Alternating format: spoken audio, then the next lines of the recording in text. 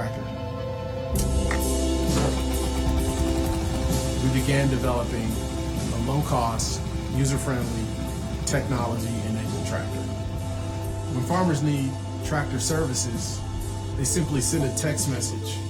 We connect that request for tractor service with the nearest smart tractor operator, and in a short period of time, the smart tractor arrives and provides a service that's 40 times more efficient and 1/3 the cost of manual labor. You can think of it like Uber for tractors. We designed a mobile app that allows smart tractor owners to view their machines remotely. They can assign operators to tractors, and they can see a full record of what their smart tractor did in the field. Despite Nigeria being the largest economy in sub-Saharan Africa, rural communities are suffering.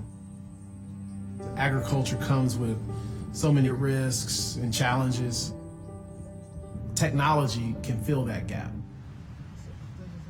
Ultimately, we're creating a model that can scale and sustain itself and reach, in my estimation, the entire continent.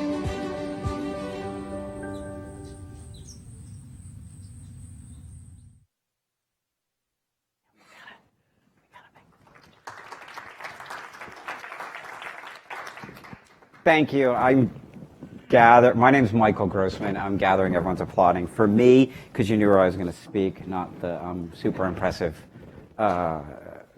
smart tractors, which I have to say I've heard a lot about in recent days and had not seen anything detailed about it, and it looks like a really impressive entrepreneur. I've never moderated a panel before, so I may break a couple rules. I think the first rule I'm going to break is clearly what I've seen on this list of people that are here, is that the people who are moderating the panels are like pretty impressive, and the people on the panels are not the same level. And this group is like the exact opposite. And it's fantastic. Like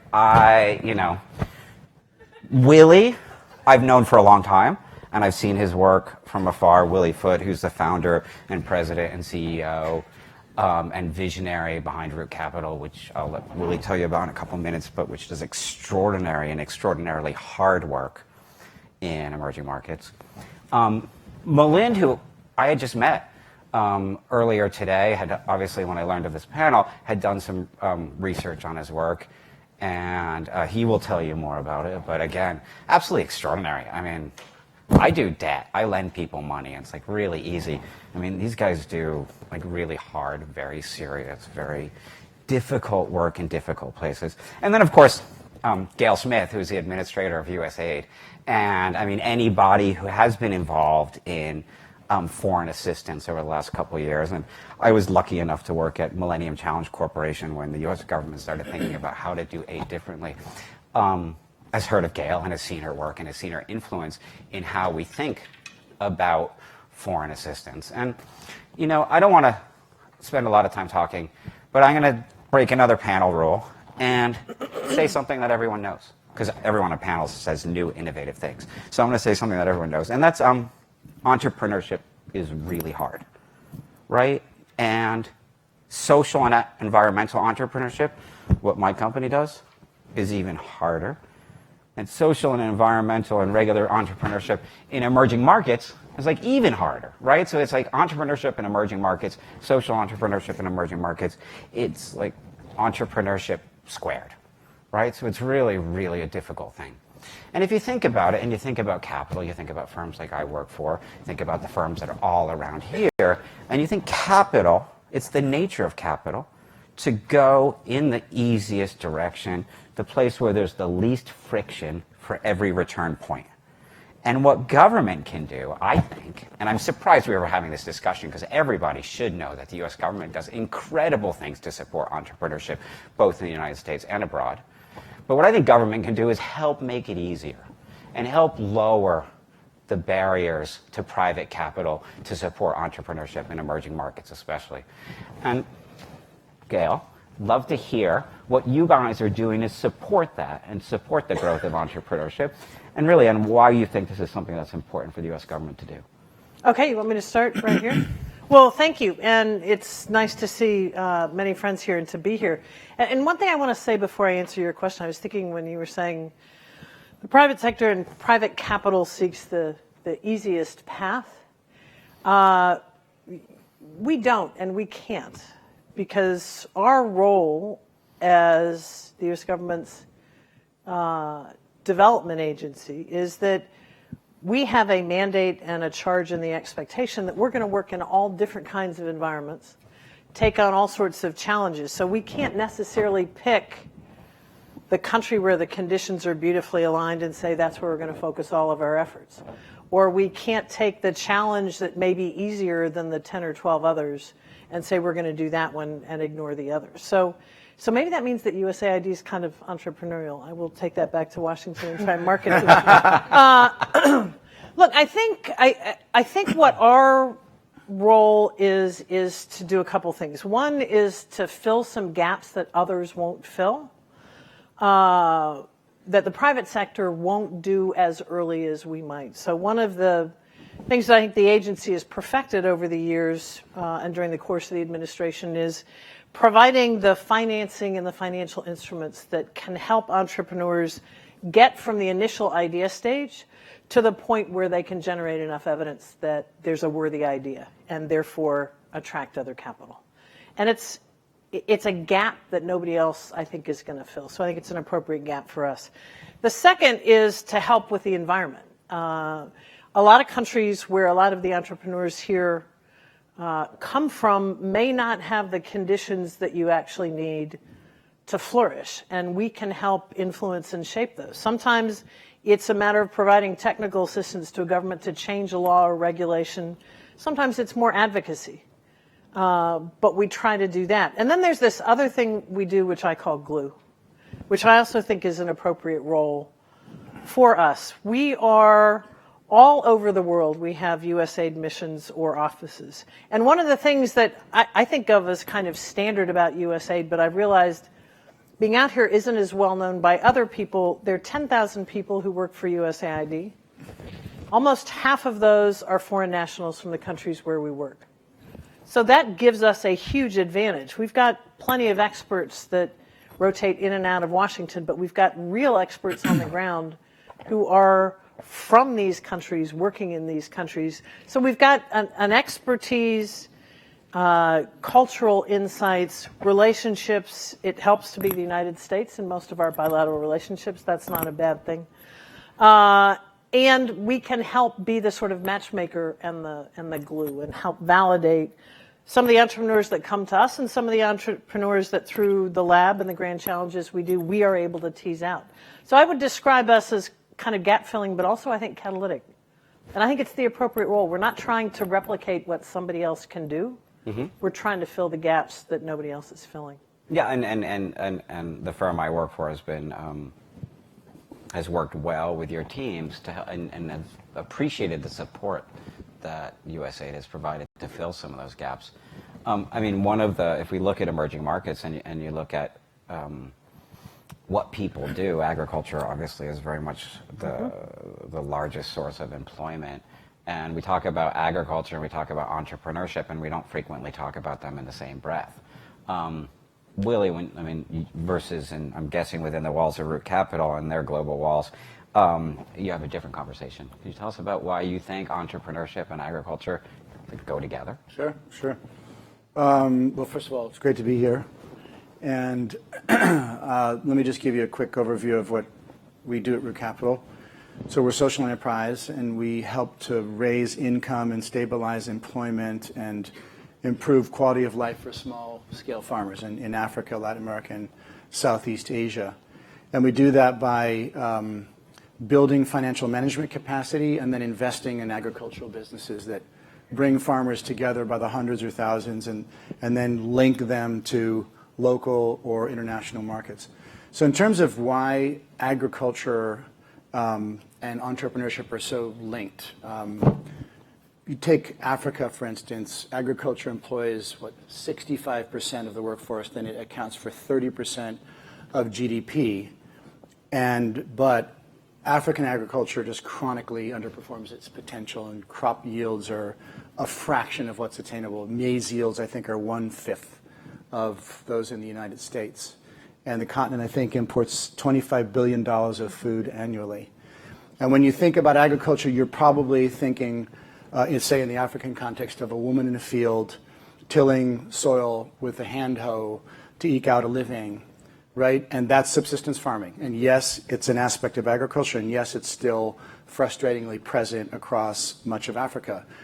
But with greater access to inputs, right? Quality seed, fertilizer, technology, training, markets, capital, but all those things, that woman can become part of a complex and exciting value chain, right? A value chain that goes like way beyond the narrow focus on agriculture and is really can be a driver of industrial transformation. And so think value-added processing and packaging and infrastructure, so power and good roads for reliable transportation, and facilities, that cold chain facilities to ensure that food gets from the farm to the consumer. So my point is, there are a few sectors out there that offer as broad a range of opportunities for entrepreneurial development and technological innovation, both of which are kind of pretty relevant for the GES meeting this week. And if and when you support agriculture like you do other sectors, you can pretty quickly replace the image of a farmer impoverished in the field working the land with like high impact businesses that can enable that farmer to earn a decent living and feed local populations, and kind of form the economic backbone of entire country. So lastly, we've been doing this for 15 years, trying to make this happen, focusing on agricultural businesses, and we've learned that the government has a critical role to play to catalyze market-based approaches to the underserved. And yet it takes collaboration. You've got to have corporates, you have to have innovators, investors, and of course government working together. Excellent. So USAID, and we're lucky to have Gail with us, but USAID is one of the tools in the U.S. development assistance quiver. And when I was talking to Melinda earlier about his business, he has worked with another U.S. government development agency, OPIC, and absolutely fascinating story of how a business grows and how different flexible financing from different sources can support it. Would you mind sharing? Sorry to put you on the spot like that. Sure. Would you mind sharing the story you told me earlier? Sure. Thank you, Michael. So we are a classic MIT entrepreneurship startup kind of a story. So I graduated 2006 and had been through the business plan competition at MIT for the 100K. We became one of the finalists.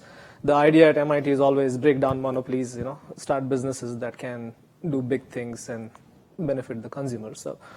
So we looked at the logistics space and understood the problem that, hey, if you want to ship global things, how many options do you have today? You've got FedEx, maybe you've got DHL, and both of them charge through the roof. There's really no third option out there. So we looked at various different airlines that were carrying passenger and understood why are they not doing this? They have space, they have the same airplanes, and why are they not shipping stuff internationally? And found out that there was a need for software to be able to do that. They just did not have the infrastructure in terms of technology. So we started building that software. Took us a couple of years, and then 2008 hit upon us. Right? We tried to sell this to the US airline market, and nobody was buying a dime. We just knocked on the doors, and said, no, not now, not now, not now. It came to a point that we were just about shutting down our doors. So we went out, looked at venture capital. And it was an interesting problem for us to break. At the same time, we saw that there was an opportunity in emerging markets like India, where it was not so bad, and the airline industry was booming. So we saw a readily available market where people were willing to buy from us, but we needed some capital to expand outside of the group. So I literally went through the whole Sand Hill Road from like number 1 to number 3000, knocked on every door on Sand Hill Road and in probably Kendall Square in Boston and said, hey, can you give me money? And they're like, where are you going to do your business? This is an airline in India which is willing to buy. And I had the MOU and I had the whole proof of concept done. And these venture capitalists usually are all local. We heard the word glocal, right? That wasn't the concept that time, It just got coined today. So it will help people going forward. But then it was all about whether you are in the zip code, and they would invest only in companies which were here and which did business locally. So they just wouldn't lend us money. And then we went to India and talked to venture capitalists there in emerging markets saying, hey, there's a customer here and we'd like to business in your zip code. And they looked at me and said, but you are a US company, so we cannot lend you. So now this is a catch-22.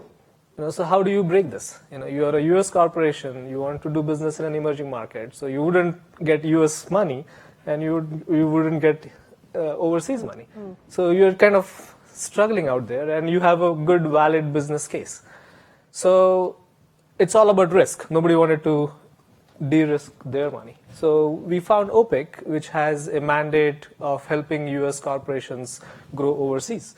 And we went, approached them, they looked at the business plan, and they said, wow, this is what we do for a living. So it was a good fit.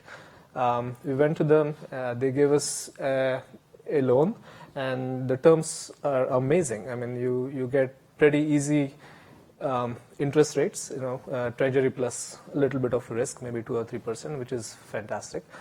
They don't have any ambitions of getting equity in your company. They just want you to kind of return the money and make the taxpayers happy. So we got them to commit the capital, and then we went back to the same venture capitalists that had initially said no to us. But now, for them, it was half the risk, because OPIC had already committed 50%, provided somebody else comes in. So we were able to kind of play them one against each other in one sense, or match them with each other if you want to look at it that way, and get both equity and debt at the same time. So it worked out really well for us, and OPIC's investments paid off.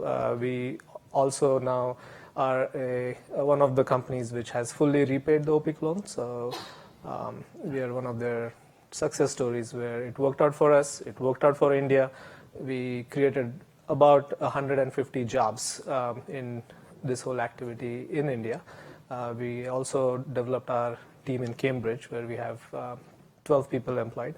And taking inspiration from that, now we have expanded into Philippines, we are expanding into Mexico and in Africa. And all of these countries are OPIC-supported countries, so it's a good win-win-win model for all of us. So That's I great. think, it's an amazing story for us. It worked out. Very much so. Willie, I mean, you guys have worked with OPIC as well, right? And you continue to work with OPIC? Yeah, we do. What I'll say just high level is OPIC, whether it's OPIC or it's the Development Credit Authority of USAID, if it's the Global Development Alliance, like being able to have tools and capital that's appropriate for kind of operating in the fuzzy gray area between the two traditional poles of government-led and business-led solutions is the key. And for us, OPIC, we've got $50 million now from them, which is long-term debt that interestingly has allowed us over the years, we started at 20 and we've gone up to 50 recently, to attract $80 million from other private capital providers, namely you're one of them, your firm. And so, yeah, like the blending of the private capital and the public capital in ways that allow you to work where, frankly, commercial markets aren't working so well yet and that need that appropriate capital blend. Very much so. No, and we see that in agriculture to work with you, and I think it's very true. It's unlikely. New Island Capital does not talk about what we invest in, so I would never say that we lent money to Root Capital. But I would also never disagree with Willie on stage. I'm not sure that we would have if we had been going to without OPIC's participation. We lent money to a company that's involved recently in solar lamps, that manufactures and distributes solar lamps. And we were able to do that because we had support from the Development Credit Agency and had a partial guarantee. And more recently, we were able to work with a company that's growing its solar business in East Africa because they also had a grant support from USAID. And it's interesting, I watch this, kind of solar lamps and then more advanced solar home systems, and these things have kind of now transitioned into Power Africa, which has kind of become one of USAID's signature initiatives. Can you tell us a little more about that, Gail? Yeah, and part of what Power Africa does, though, is builds on something else that we've been able to do under President Obama's leadership. He talked this morning about the desire to bring the 16 agencies that you need to deal with if you are trying to get a business started in the U.S. We had a similar situation on the development front. The diagram of U.S. development agencies looked like a bowl of spaghetti. And what we have been able to do, I think, is figure out how all these agencies and facilities and capabilities in the U.S. government can work together to support development so that you can take advantage of OPIC or DCA or work with MCC on a major compact that they might be doing around the world where there's private sector opportunities. And it's made a huge difference, and it's part of what informed Power Africa. So our observation, this was not rocket science, was that the deficit in access to electricity in Africa was having huge negative impacts, not just on people's daily lives in terms of being able to score even greater gains in health by having the kind of cold storage, electric supplied facilities that you need for vaccines, or lights by which to read or anything else, but also the major electricity supply that is needed to build out an industrial sector. So we set out to say, okay, how can we double access to electricity?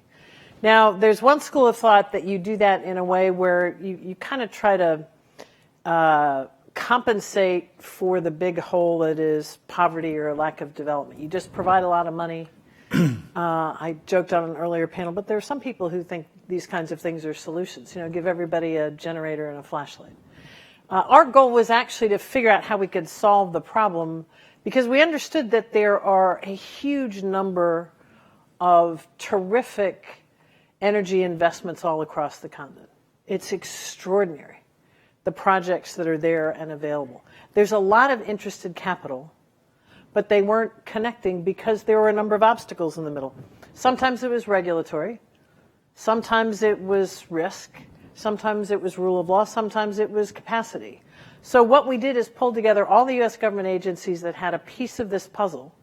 So USAID is fortunate to lead Power Africa, but we are one of 12 agencies that have come together to basically create a menu that says, how can we break down the obstacles between the worthy investment and the interested investor?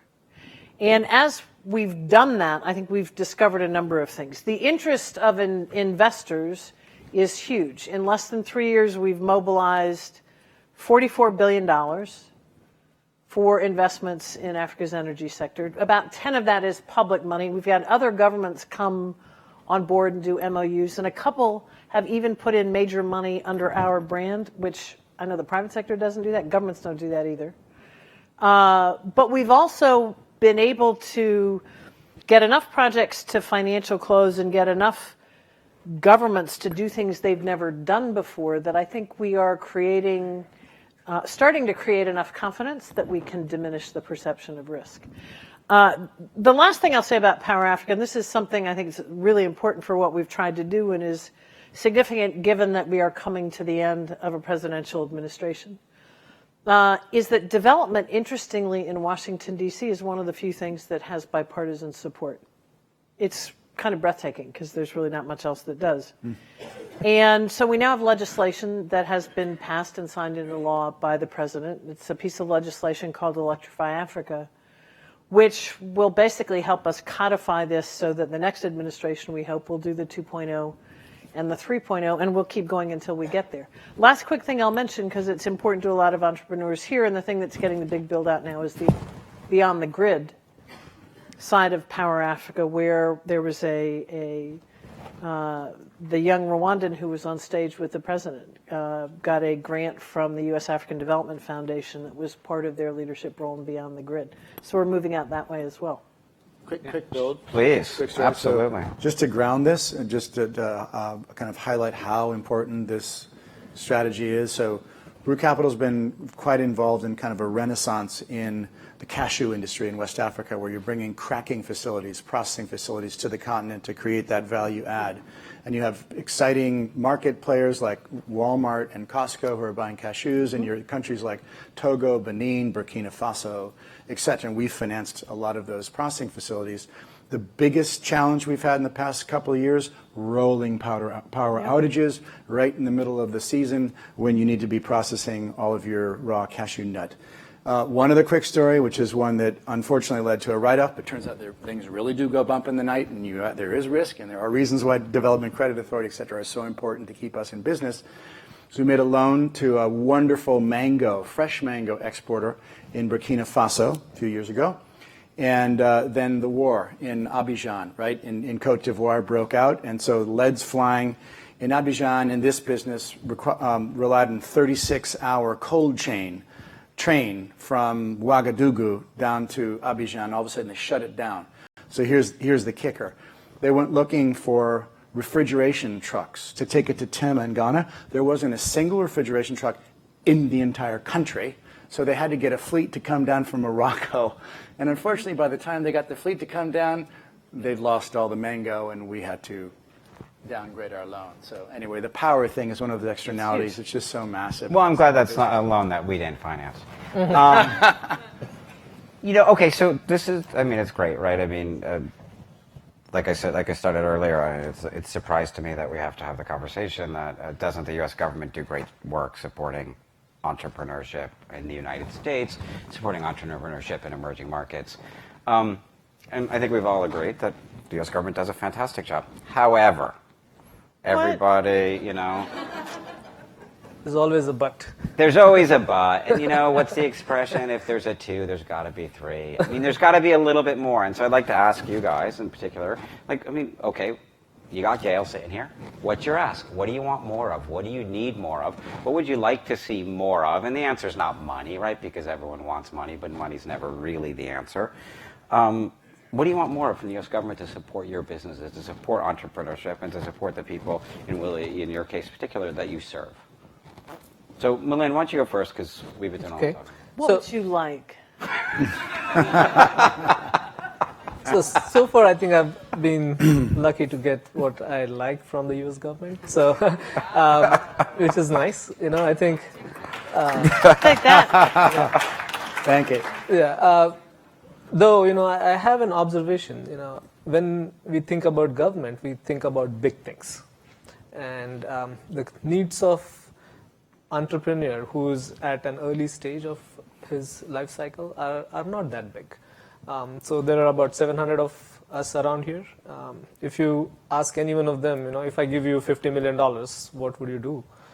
They wouldn't have an answer because they don't need $50 million. Right. They don't need 5. They need maybe $500,000, to begin with.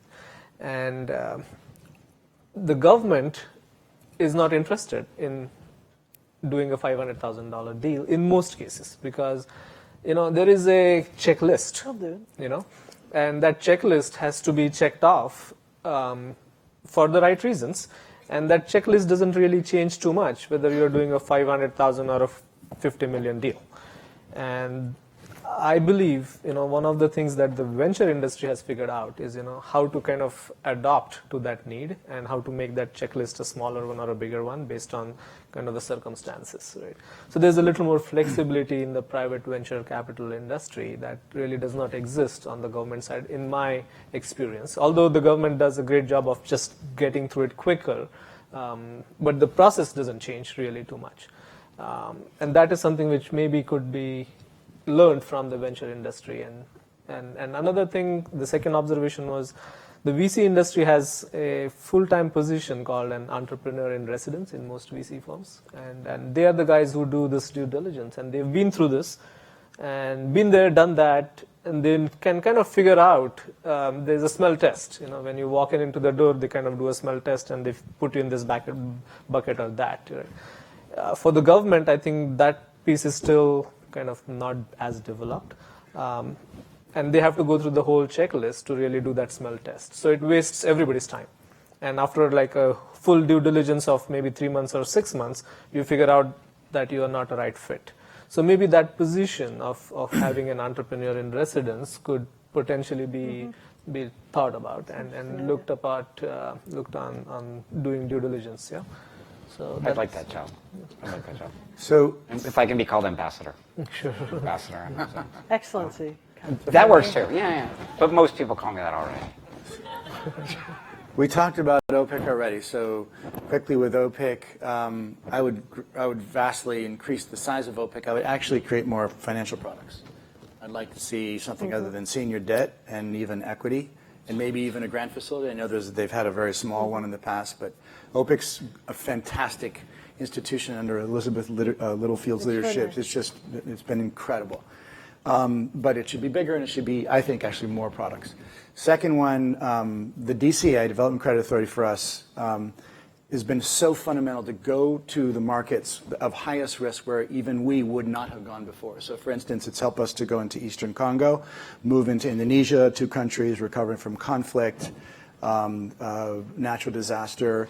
Last year, we continued to lend in West Africa, despite the Ebola outbreak as a result of, and despite concerns of our investors. Another one, coffee leaf rust. We talked about this last night, kind of this biblical scourge that's tied to climate change called coffee leaf rust. In the Americas, we're making 7 to 10-year loans where the risk has been written down 50% by DCA. So what I would say with respect to DCA is I think there should be more DCA activity. It's such an important way to give local banks incentives to lend into ag, for instance. And I would say for us, non-bank financial institutions, absolutely critical to have that, to be the expeditionary force, if you will. By the way, just a little fun fact. United States, we have more than 50% of the credit in the system to private sector is out of the traditional bank sector. It's in the non-bank financial institutions, so like specialized intermediaries, trucking, factoring houses, right, small business lenders, et cetera. So I would increase the size, I would create more products, and I would actually go above the 50% risk coverage. I know that sometimes it goes above. I actually go significantly above that in places that are, say, in post-conflict reconstruction, maybe even Colombia right now as we really focus on that. Last thing I'd say, and it's maybe the most important one, and maybe back to your point, maybe it's like a duh, we all know that, but just in case we don't, is the demand side of capital. So I would want to see a lot more multi-year grant funding to work on what is often the issue, which is not supply of capital, but quality demand for capital, which is to say helping early stage business become investment ready, because they actually don't have the processes, the systems, the capabilities in place to absorb capital, but they got a lot of things in place that could really drive prosperity in their region. So think you've got weak management capabilities, a lot of challenges, attracting and retaining staff. You have very limited track record, few assets under capitalized. The accounting books, and we do a lot of work on financial management training, the accounting systems are often nothing more than an old paper ledger.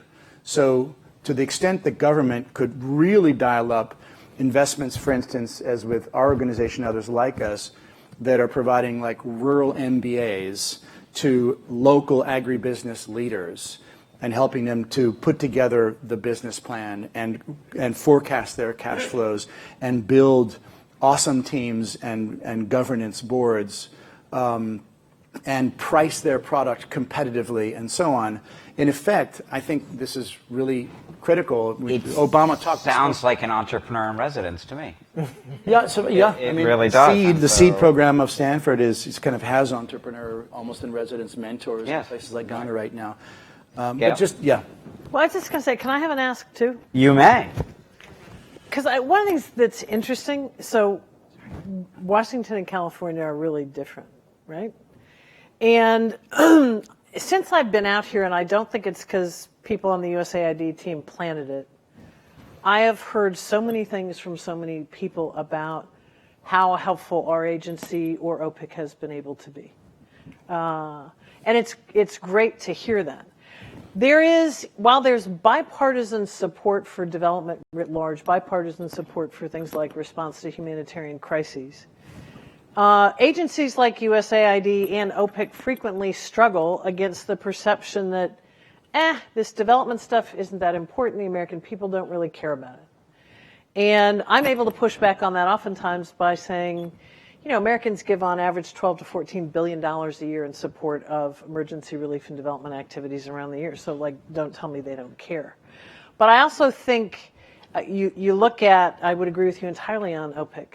There have been a lot of good leaders of OPIC. Elizabeth Littlefield has done a better job than any leader of that institution has ever done at making clear that development is good for American business and American business is good for development. But it's an uphill struggle sometimes, and I don't think there's always a good understanding of the fact that a reasonably small amount, and $500,000 works, of taxpayer money invested wisely and built on the kinds of partnerships our folks have been able to build has a huge return. And that far outweighs the risk, because not all of them work, but it still far outweighs the risk. So I think the more you can help us tell a story of the fact that actually the U.S. government is quite helpful to creating jobs, solving problems, creating opportunities, I think also creating an impression of the United States, quite frankly, as a country that is willing and able to partner effectively with entrepreneurs around the world. That would be my ask. Fair's fair. Because I would like to, I hope somebody's been walking around, I think maybe Stephanie has, with a camera so we can go back and have huge video screens all over Washington say, see? See? See? We are awesome. And actually, so let's turn it around and ask some people in the audience if they have anything they'd like to ask. And I want to be like to ask, not like to share. Right? So this is a panel. This is to ask questions. It's not to say what you think. So I will reserve the right to cut you off. And I'm sorry, I might not do it politely. Please. I'm from South Africa. My name is Sue Barnes. And what I do is, it's a girls' health product, so it's a washable sanitary pad that we developed because of so many girls in South Africa miss school, so they fall out the system, and then we're trying to keep them in school to bring down the HIV levels and teenage pregnancy. So we've been going for 5 years, and obviously we need funding to get it out to the girls because they can't afford it, but we also have a for-profit part of the business that sells it to make money to give to the girls. But there's so many girls in South Africa that need this product. So I try relentlessly, USAID, loads of different funding around the world, and you never can get past the first person. You're never able to get further and put your proposal further or get your someone who's going to actually make a decision in these companies. So, it's very difficult for like a small entrepreneur like me who's on my own, trying to solve this huge problem, and you can't get, through it clearly, and I think this interaction between someone who's doing what sounds like really hard and really important work and capital, it's really challenging. I mean, Melinda, can you share your experience in a way?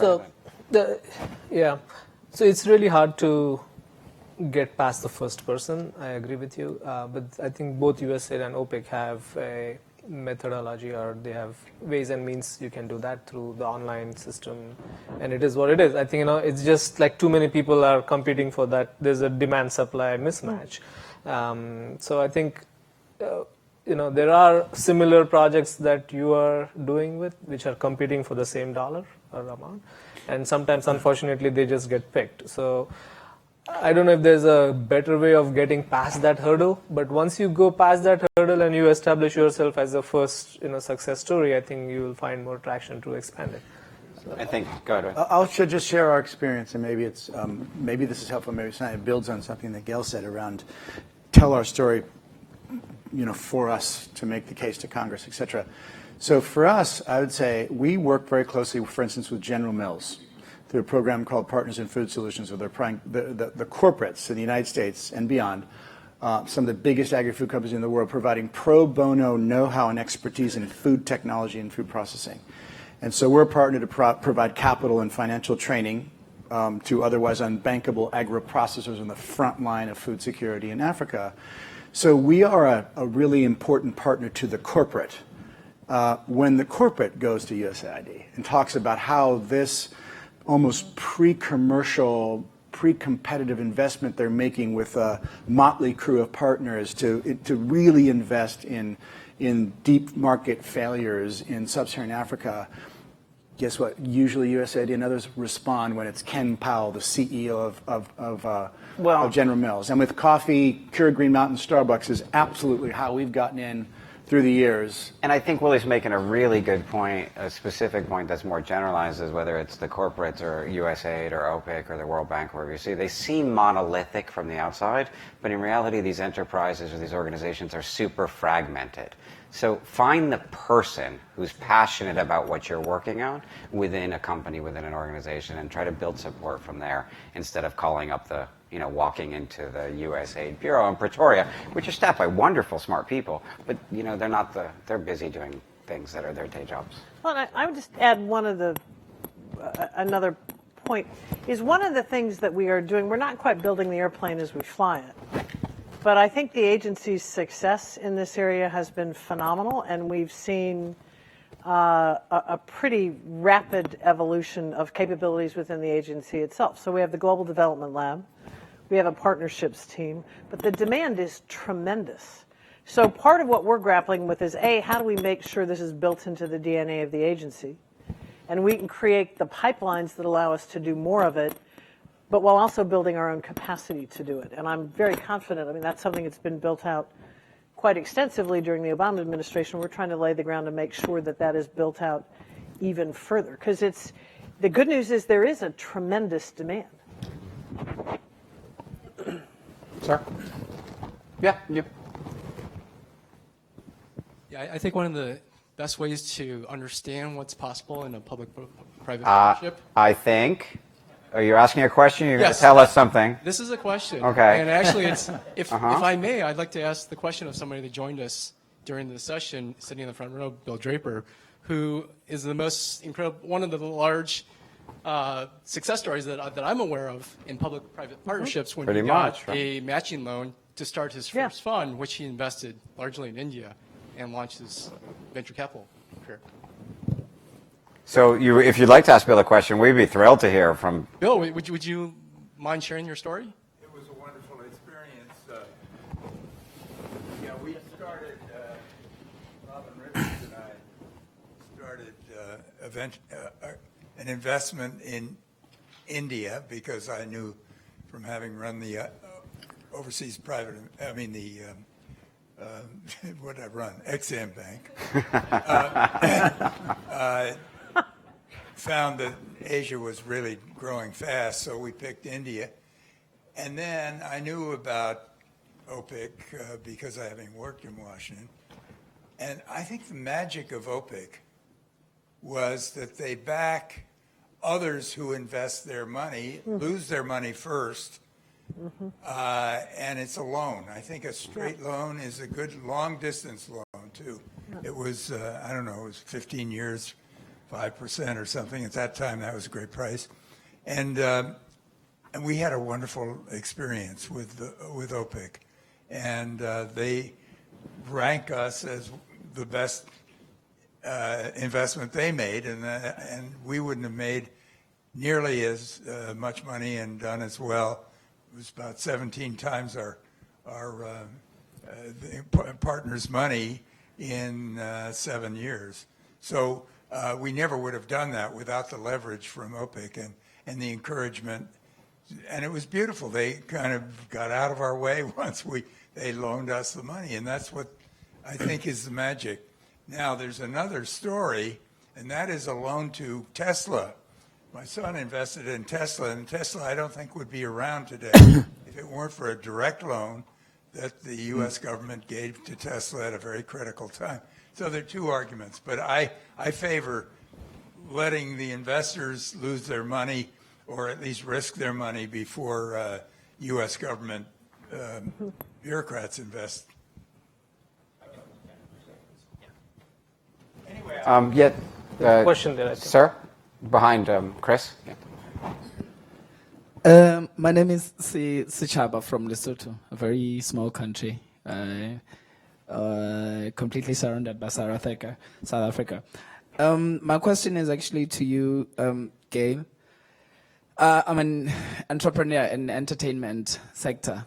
This has proven to be very hard. And hardship is to the third power. I think it's more than just entrepreneurship squared. So I was just, my question is, as USAID, because every time we knock at your doors, it looks like, especially when it comes to Africa, you're looking at your problems with power, health care systems and education and all that. Aren't you thinking this needs to change to a certain degree? Because as much as we're saying, we need to grow all the sectors. And for argument's sake, what I do, we just launched an online music store, which uses mobile money. And as we have seen, or it has been proven beyond a reasonable doubt, I think by far, that the mobile money is the future of Africa. Is there a question?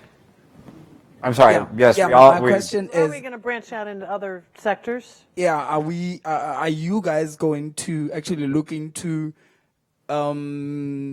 meeting other entrepreneurs halfway, those that are not within the very... Not within the key Yeah. areas. Yeah, no, that's a good question. Great And question.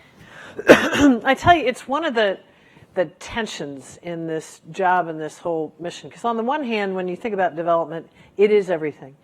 And I will tell you, I would love to be a musician if I wasn't the administrator of AID. So your proposal is quite appealing to me. I don't know that I'd be a good have any one, talent? but I really would love. Anyway, one of the things we have to do as a government is prioritize.